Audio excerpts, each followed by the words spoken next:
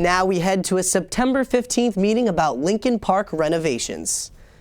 Back in 2012, the city said it was revamping the park and would be building an ice rink. Neighbors and coaches were outraged. The plans were scrapped and officials started the process all over again. Somerville's Director of Parks and Open Space, Franzen, led last week's meeting. He presented the results of various studies and gatherings and announced that a landscape architect firm would soon come on board.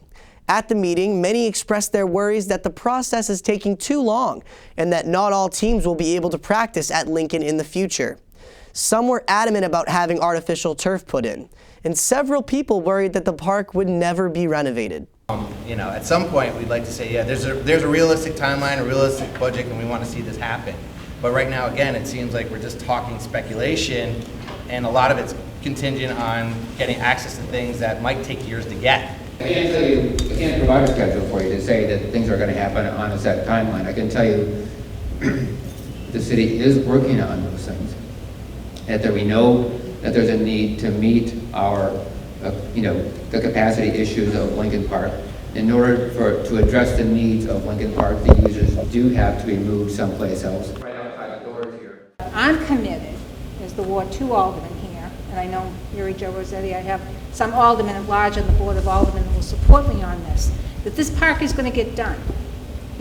This is a jewel, this has function. I mean, I think even Todd, people who even want to use it for an athletic field want to see this thing get done sooner rather than later. So, it's up to the city to figure out how they meet the needs of their citizens. And the needs of the citizens in this neck of the woods is, we're waiting for that park to happen. So I thought there was great conversation tonight. Everybody should be entitled to weigh their feelings and their opinion, and I think Aaron listened to them very well. So we've been working on this a long time.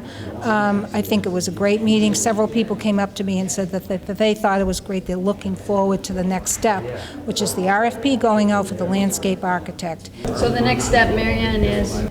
Once the landscape architect is chosen, to come back to the community and to have the landscape architect work with the community. How many meetings, 3, 4, 5, 7, whatever it takes, to kind of take all those ideas that have already been accumulated and then to see how they fit into a design.